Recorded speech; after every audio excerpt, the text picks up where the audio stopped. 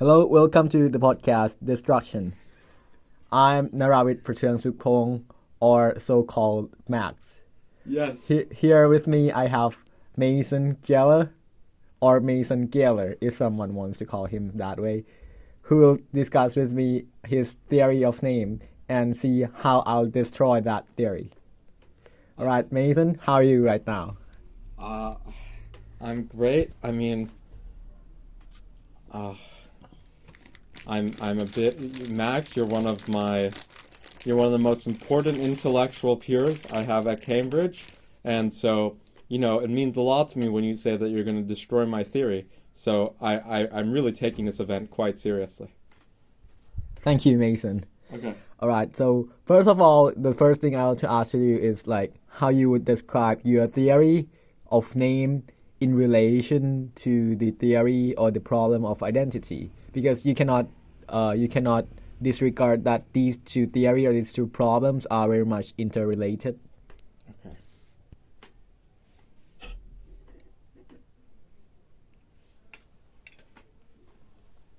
That will give you an actual better recording or sense of video or audio of what's actually going on, maybe, or of this conversation, maybe, this Sure. talk, maybe.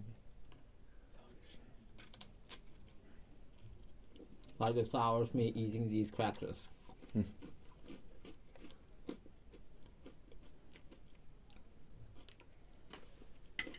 Well, I mean, Frege in his paper, well, interestingly, not even in that, but Frege noted an interesting relation between what might be called singular terms, or in German, he used Eigenname, and identity, which is that singular terms, for example, names like Max, Mason, or definite descriptions like the tallest man alive, are such that if they refer at all, they refer to only one individual. You might say that this condition of uniqueness is built into the name. So let's take a sentence like Max is not right. I think this is true. Interestingly, Kripke might think this is true, but he might also say that Max in this context has no content whatsoever, has no descriptive content, and neither does Naurit. Now that's not my view. And I could say, and I think it's a bit of a problem, for it seems that identities, you don't learn anything when you learn that Max had no Naurit, or it's non-formative. Or, we can get into that later, maybe. But, I mean, the thing is, so we take a sentence like Max is identical with Naurit. Now, identity is a relation between an individual and an individual, namely itself, individual and itself. Singular terms are things that refer, if at all, to an individual, and only that individual. So this seems to be one reason for the relation between identity. Frege was interested in sentences, mathematical sentences, like the biggest even number less than 10 is 8. He's interested in sentences like that. Or he was also interested in sentences that might occur in everyday language that occur between two names, like the evening star, or he's Hesperus and Phosphorus. A big example of phosphorus is Hesperus, like Hesperus is Phosphorus. But yeah. So, like, how would you account for like yourself? For example, if I say Mason, and then I say Mason again, now after this 1 second, some atoms, some molecules in your body have rearranged. Good. You breathe in some gases, you breathe out something, you have changed. If, for example, how you account for that? Well, I mean, I have some ideas about this, but I will say, I think that's something I can leave aside with my theory, the problem of what's sometimes called the problem of identity over time, or identity over location. I mean, I think there's some sense in which I am identical with me, even though I said them at different times. But, I mean, and I have a sense of, and I think I have a concept according to which that's true, but I might not be able to spell it out very well. This is another problem, which has to do with the problem of identity over time. This actually does have some bearing on my theory, though. For when I say that, so I say Max is sitting on a chair. Now, that's true if and only if according to my theory, that's true if, or that's true only if and maybe if the referent of max in all or most or whatever of the utterances containing max through my hearing, which cause my utterance in question, which contains max. Now, okay, so what's important though is that I've heard max on other occasions, and that the hearer of those is one and the same with me, the speaker, right now. So the problem of identity over time is sort of relevant, but it seems like actually, given that I suspect that this is how we use names, we already do have a notion of personal or of speaker identity over time. I'm not sure exactly how to spell it out, but I think we do have a notion. It's a problem I'm interested in working on another time. But it is really interesting. But by the way, like you say, like you change.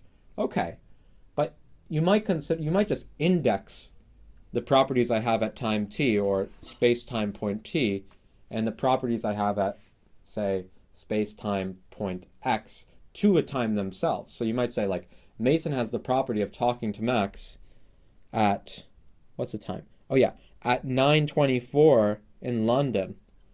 And I had that property yesterday. But of course I didn't have the property yesterday of talking to Max. Yes, talking to Max on March 1st at 9:24 p.m. Yesterday I did have the property though of talking to Max on March 2nd at 9:24 p.m. London time. So you see how you can do that. But then you're still going to want to figure out some things about change. I still have no idea how to work this out. They've just let me work on name stuff, so I haven't actually had to think about personal identity. But I look forward to thinking about it at some time. Great, Mason. I'm glad to hear that. I wish you good luck in working on that theory. Okay.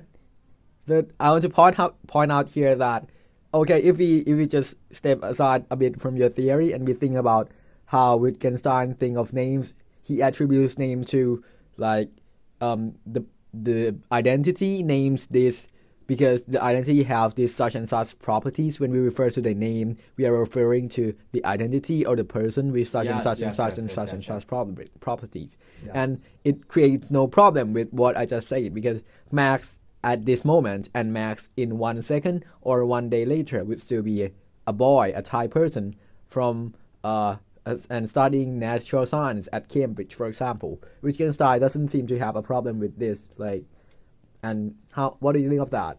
Okay, that's interesting. I mean,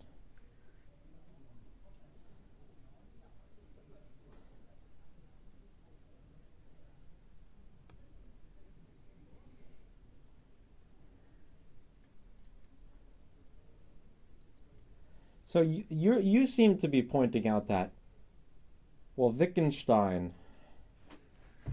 Oh, you seem to be pointing out that, I mean, Wittgenstein seems to say that Max refers to Max in properties that the person that we want to say Max refers to has across all the times we might use Max, right? It's like right now I say Max is sitting in a chair, and you know it's true. I mean, Max is a Thai person.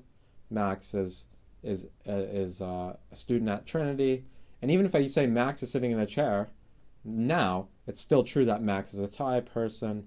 Max is so Wittgenstein seems to not have a problem of identity or something like that. He seems to do better with something to do with identity than do other theories. So it seems to me that you might be or that you need to get clear on two questions. One's about identity and one's about names. I think that Wittgenstein's theory can be shown to be wrong. So let's say Max means something like is a Thai individual, is a student at Trinity. Let's see. Is a relativist. He has an endearing smile. All these things, right? Now, interestingly, it seems that, you know, if I were to go call my let's see, someone who knows nothing about you, my brother Harrison, and I say, hey asshole Harrison, I say, hey, I say, Matt, I say Max is sitting in a chair. Now it seems to me that he's got a belief about you. That's true. That's true if and only if you, this individual right here in front of me, is sitting on a chair. How is he going to pick you out? Individual sitting on a chair? That won't pick you out. That won't pick you out at all. There are tons of individuals sitting on a chair. So how does he pick you out? I think it's that he understands that you've been called Max in a certain way in other utterances. That's my theory. That's also something in Kripke's theory. But I think Kripke's theory can be shown to be pretty much false. So like I'll show you. I'll use this example for you. Okay. Oh yeah. Max Manus used to be a peer of mine. Now what do you know about Max Manus? He's a peer of you. You think that picks out one individual? No. Okay. Yeah, that's good. So Wittgenstein's theory is wrong. Wittgenstein, there is a kernel of truth in his theory about which I hope to someday write. And I can tell you about this kernel of truth at another time. Actually, I have a meeting with the chaplain to tell him why Wittgenstein's theory is wrong. Interestingly, it's almost as though whenever I say I'm working on names, people do this. Not whenever, but quite often they go, oh, that has to do with Wittgenstein, right? I wonder why people do this. Is it to tell me that they know the teensiest tiny bit about philosophy of language? I don't know. But sometimes people go like, you're working on theory that has to do with Wittgenstein. They go like, oh, I said I'm working on theory of names. And they go, so that has to do with Wittgenstein. And I'll be like, I guess. But it is quite interesting. People love pointing out that they have heard of Wittgenstein. I think so. I think it has many things to do with. For Yeah. example, people might want to say that, oh, they also have some knowledge about it. They might want to express their passion about discussing about that theory because they have some prior knowledge, which might be easier for discussion. Yeah. There can be many things. Yeah, there can be many things. I actually don't. I barely read Wittgenstein. I got no clue. I mean, and to be honest, I don't think that's like most people. I think it's probably just the chaplains because he likes to do that to everybody. He seems to think that that's a good way of conversating with people. Yeah, I like that. Like talk. I like this. But it is funny. Like when this happens a lot though, more than you suspect. I mean, really? Yes, this is the life of a theorist of names, Max. Okay, so you have any other questions? What about other, like, is that in general or is that? There's a kid with whom this happened just yesterday, actually. A student at Trinity. What is he studying, or she? The student's studying history. But I'm no gossip. Okay, fair enough. This is actually what I want to defend Wittgenstein theory a bit here. Okay. So I know you say that Wittgenstein theory cannot pick Max, who's that? Max Manus. Max Manus out. Yeah. But I don't need to pick him out. I can have an idea about him without picking him out. To me, Max seems like a boy name. So in my head, I'm not picking Max out.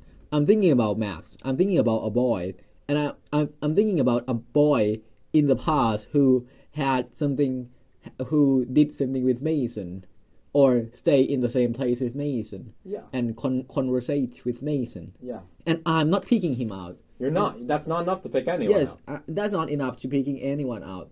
And I'm not trying to picking him out. I'm not trying to pick him out. I'm just trying to refer to him. But for example, if you bring me two of your peers at the school and ask me who is Max, I have no idea about it because I didn't pick Max out in any time, in any occasion at all.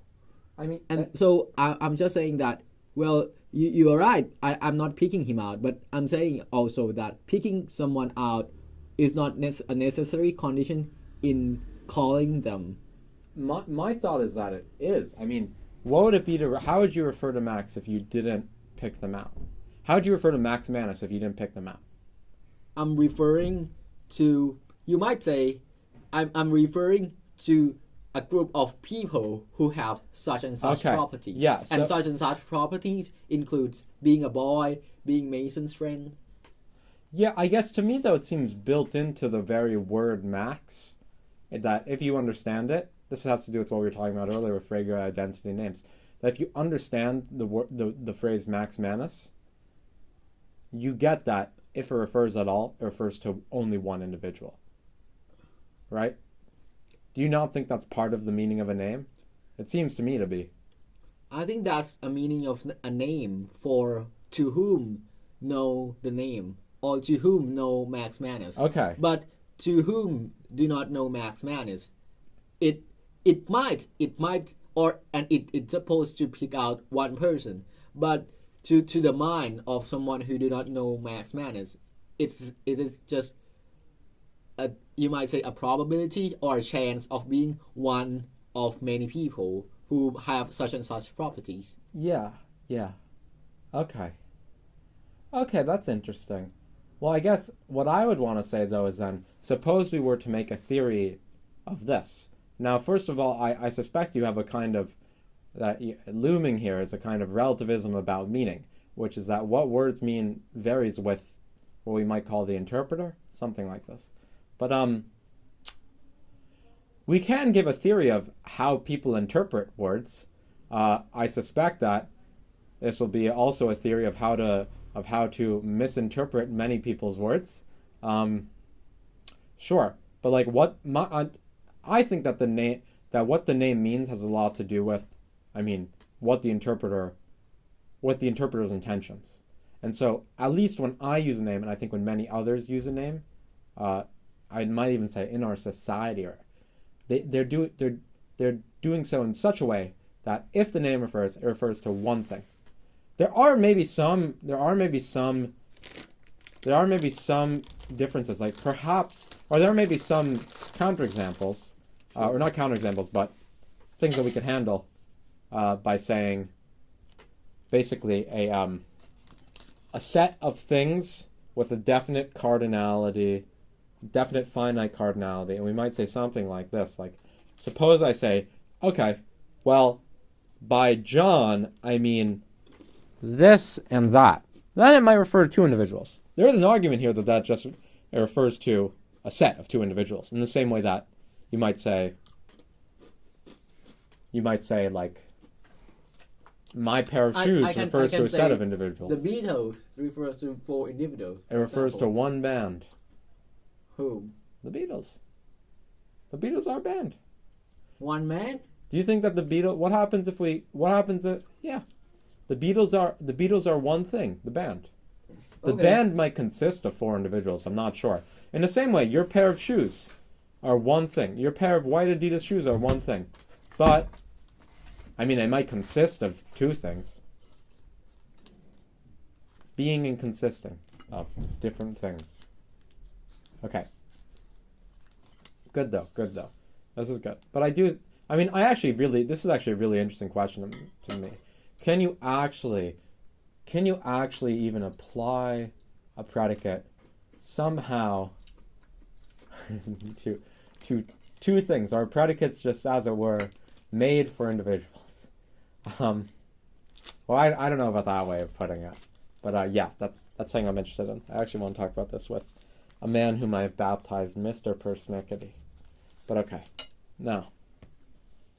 I know what you're trying to getting at, but I'm talking about.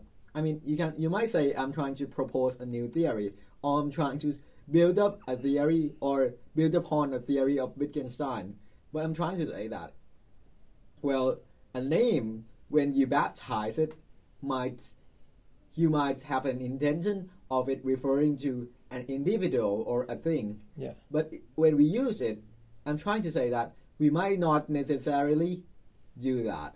For example, we might say a thing that might have a chance of having a such and such properties. Yeah, but I don't. Yeah, you know where I'm getting at. Yeah, but don't you think, like, you're still doing it like the thing, not a thing that has such and such a chance? You're saying this unique thing, right? This one thing when you use a name. Mm-hmm. Yeah. I mean, even Wittgenstein agrees with this. I mean, so I guess I agree, but in that case, it refers to one thing, if at all, to one thing. You seem to want to say, though, that there might be, like, some cases where it just I can give an example of what I'm trying to build upon here. You say Max Manus. You bring me two friends, one of whom is Max Manus. Before you reveal it, what's on my mind is that both of them has 50% chance of being Max Manus. Yes, but So each of them are half Max Manus. Which and then when we sum their probabilities together, they are one Max Manus. But the being or the individuality of Max Manus is split into, you might say, two No. people. Do you think that being Max Manus is a property that can be had by two individuals? Having 50% chance of Yes, being Max Manus. but being is Max Manus, being identical with Max Manus, how many individuals can have that property? Well, I think one. I agree with that. I agree with that. And I suspect that it's in the very way you're using words when you say that. There's a 50% chance of them being Max Manus when you're looking at two people. That Max Manus. The word Max Manus is such that if it refers to one thing at all. That's why these two individuals each have a 50% chance of being this one thing Max Manus. That's what I would say. But yeah, you seem to be getting at something interesting. And I think also, here's something. I mean, I have this idea, and I think that this is the kernel of truth in Wittgenstein's idea, that when you use a name, on many occasions at least, you have in mind a picture of someone in your head. The person who has such and such and such and such and such and such properties. But then you use a name to call attention to whoever it is you have in mind through this picture. So for instance, there might be many people who work at Trinity, perhaps porters, of whom you have a picture but no name, right? And you can have them in mind, but you don't have a name for them. Okay, yeah, but suppose you were to learn their name. You might still have a very similar picture in mind, but you might just use a name such as refer to them. Okay, yeah, so the kernel of truth in Wittgenstein's theory, I think, is that when you use a name, you have in mind a picture, and that you use a name to refer to whoever and that you use a name to call to mind someone of whom you have a picture as a cluster of properties in your head. Something like that. Maybe I wasn't precise. Maybe I should try to be more precise. 1 second. Yes. Well, actually, there's even more here about the pragmatic relevance. But I guess that one way to put it would be that, I guess, in many cases, you have in mind an individual thanks to a clusterfuck of properties that constitute a picture. And then you reach for a name. You find a name to call to your audience's attention this individual of whom you have a picture. Okay. Now, Wittgenstein does a very good job, I think, of laying out this picture thing. Because when you think of someone, there's a whole bunch of properties you have in mind, right? Yeah, but I just don't think that's built into a meaning of a name, and I think that Kripke showed us that. Yeah, I think Kripke showed us that with the whole cases of, you go up to someone on the street and you ask them who Richard Feynman is. They might say, oh, Richard Feynman is a physicist. Obviously, being a physicist, though, is not enough to pick out Richard Feynman. How is it that they're picking out Richard Feynman with the word? They're not. They're not. Yeah, I mean, I think they are, actually. I want to say that they're referring to Richard Feynman. Yeah, that's what I want to say. Or that their words, Richard Feynman, refer to Richard Feynman. But, What do you mean when you say pick out at all? what I mean, okay. Well, this is good. This is a good question. So suppose I say, this is good. Suppose I say a sentence of the form, name predicate. So I say, Max is sitting on a chair. Now, basically I'm saying that Max picks something out, a certain individual. With respect to who's sitting on a chair or not, my sentence is true. Or false. So, my sentence is true if and only if you, this individual right here, is sitting on a chair. Now, how does my word make it such that whether or not you have the property of sitting on a chair relevant or be what determines the truth value of my sentence? How is my word about you? How does my sentence become about you?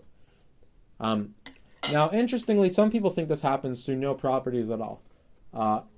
And they might even say picking out is a bit misleading or begging a question, perhaps, supposing that how you pick things out is by getting a set of properties that something uniquely satisfies, and then determining the reference in that manner or something like that. Oh yeah, they might say that I'm begging a question or assuming something by using the word picking out. I maybe should just use refer. For picking out seems to be you need to find some properties that this individual uniquely satisfies, and then get at them, refer to them in that manner, perhaps, maybe something like that. But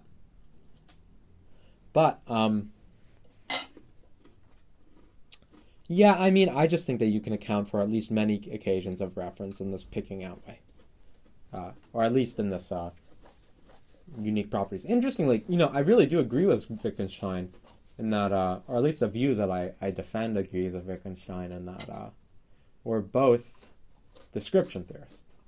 We both think that Max roughly can be defined by something of the form the so-and-so. Wittgenstein might think it's like the guy from Thai and the guy who has most of the following properties from Thai, the student at Trinity, and be such and such and such and such and such. I don't think that's what a name means, but I do think that a name a name can be defined by something of the form the so-and-so. Okay. Yeah, Wittgenstein, a good. I might want to talk about this a little bit, but I don't think I'll get on about it too much, because if we go on this, we'll goes back to our same old discussion about what truth is. Yeah. But what you seem to think is that, okay, no, it doesn't matter whether we know Max Manus or whether someone knows Richard Feynman. You can always say something true or something false about Richard Feynman. But I just think of it the opposite way. If you cannot have enough properties of Richard Feynman in your mind to pick Richard Feynman out, you cannot say anything true or false about Richard Feynman at all. There's actually a sense in which we agree. I just think that the property is not what you think the property is, or what Wittgenstein thought the property is. The property is being the referent of, or being something to which the word Richard Feynman applies in all or most or whatever of the utterances containing Richard Feynman through my or the speaker's hearing which causes my or the speaker's utterance in question. That's the property. You're getting at them through a certain description of the form the so-and-so. What you know about them is that they've been uniquely called Richard Feynman in a certain way. That's my view. I don't think you can get at some. I suspect that you can't get at someone unless you pick them out with the certain properties. I don't think it matters. Interestingly, I don't think it matters how many properties you have. That seems relevant. But you do need to somehow find a way to pick them out uniquely. See, I think when I use Richard, do you have a friend from Thailand about whom you could speak? Oh, sure. Yeah. I want to introduce you to my friend EQ. Okay, so EQ. See, I think I actually now have a belief about EQ, namely that, among other things, that EQ is a friend of Max. Now, maybe you made up some name that refers to no one. I'm not sure, but or something like that. But I mean, my thought is I do know something. Supposing EQ refers, I do know something that's uniquely true of VIQ. Something that VIQ unique or EQ. EQ, yes. EQ uniquely has, namely, that they are the referent of EQ in all or most or whatever of the utterances containing EQ through your hearing which caused your utterance in question. I think I know that. I mean, is there any other person who might satisfy that? I don't think so. Not if your name referred. And that's enough properties to pick out EQ. Yeah, it is. Does anyone else have that property? Well, I have two friends whom I call EQ. Okay, so this is really interesting. But what caused you? You know that this is like the core of my theory, right? This is why your name is very interesting, because many people are called Max. All right? Okay. To whom did EQ refer in those utterances through your hearing which caused you to use the word EQ, or caused you to utter what you did when you said, I want to introduce you to my friend EQ, or whatever it is you said? To whom did it refer? Was it one individual? One, yes. Bang! Reference has taken place. Reference has taken place to a unique individual. What about to you? Was it to one or was it to two? To me, it was to 1. I actually don't know if that's a relevant question, and it seems to betray a kind of seduction into the asker of the questions having been seduced by relativism. To be honest, but to me, I interpreted it, to say the least, such as refer to one individual. I actually think that's built into the very way you use the word IQ. It's built into the name. But what about the way you are using the word EQ? The way I'm using it? The way you are using it. I think that's the same, actually. Because I think we're using IQ in much the same way, if not the same way. What if I bring you to Thailand today and I introduce you to EQ at once? And I ask you, which one is the EQ I was talking about when I was introducing you to a friend EQ? I will say this. Oh, the referent of IQ in all or most or whatever of the utterances containing IQ through your hearing which cause you to utter that utterance in question. Now, I don't know, I can't say that it's this one or that one, but I definitely can pick them out uniquely. You think that's enough to pick them out? Yeah. Yeah. What about one of them just turns into just try to sit on a chair and the other keeps standing? And then I ask you, well, if the EQ whom I talked about on 9:45 on the 2nd of March, is he sitting on a chair? Is this true or false? Well, I might not be able to say. That's why I think you're not picking him out. But clearly you picked him out, given that you're I asking do, a question. I do, but you don't. Max.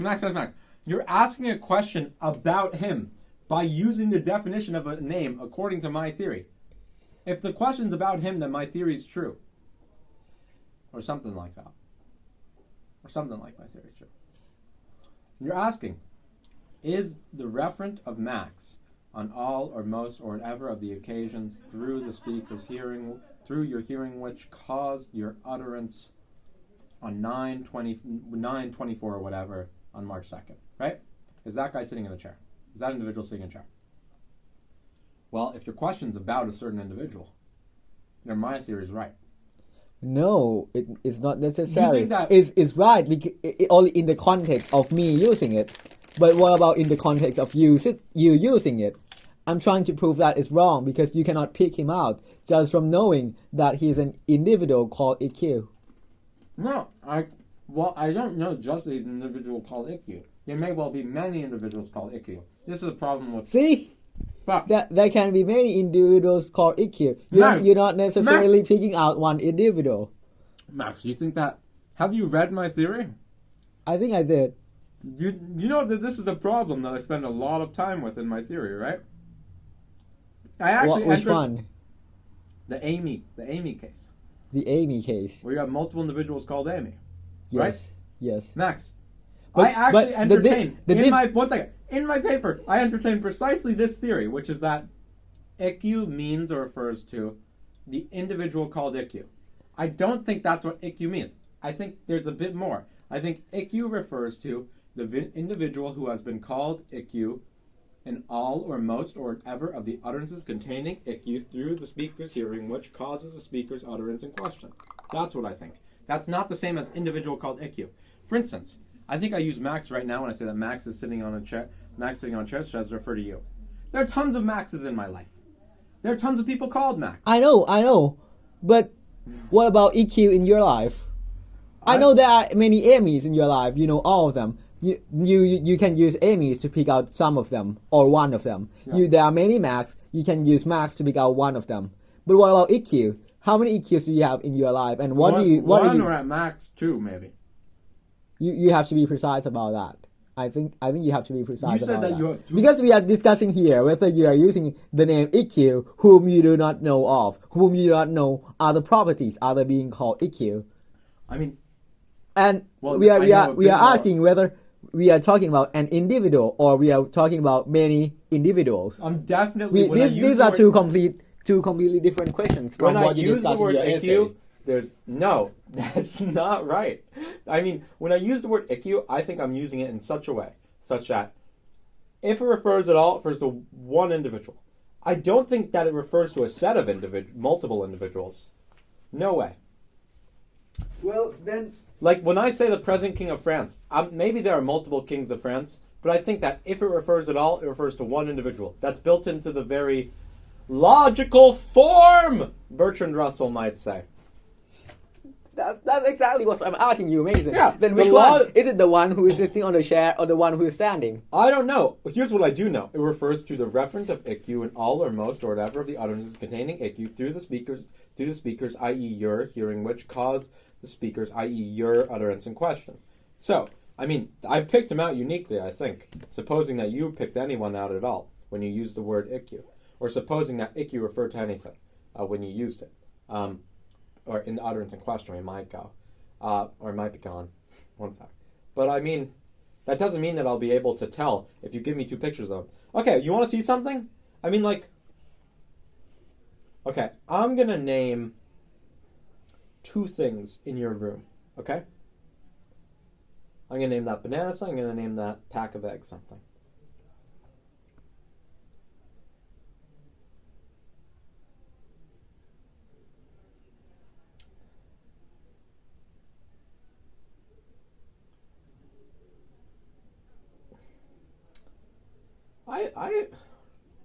I would like to eat bongo.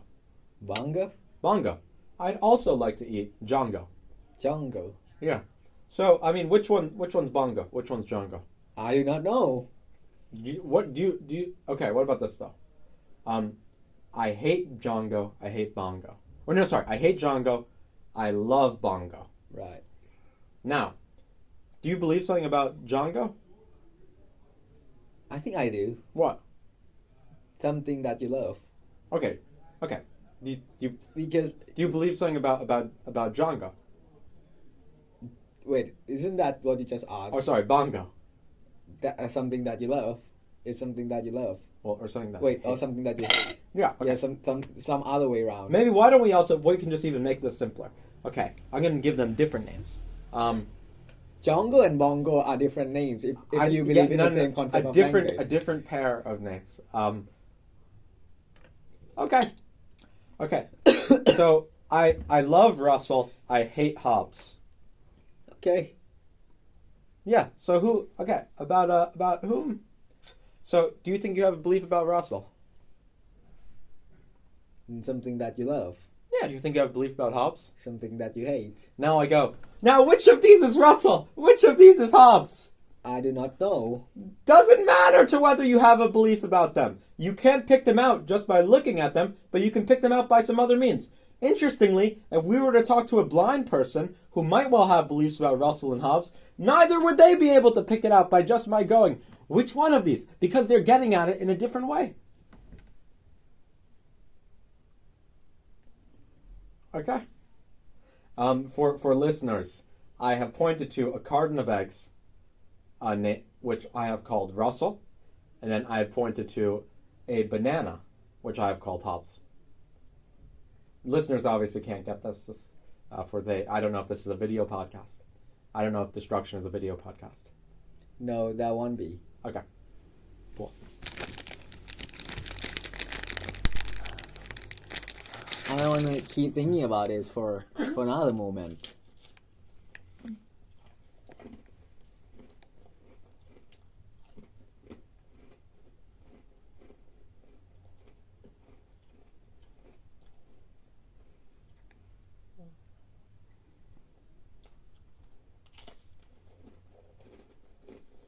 You keep thinking. I'm going to use the loo.